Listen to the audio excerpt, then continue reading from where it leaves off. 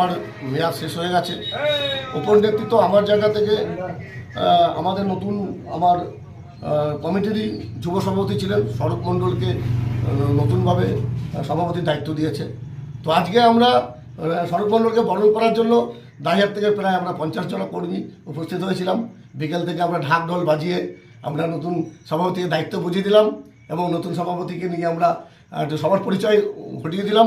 আমরা ঢাক ঢোল নিয়ে মিষ্টিমুখ করিয়ে আমরা দাইহাট বাস স্ট্যান্ড থেকে আমার দাইহাট স্টেশন পর্যন্ত আমরা একটা পদযাত্রার মতো করলাম সবাই মিলে।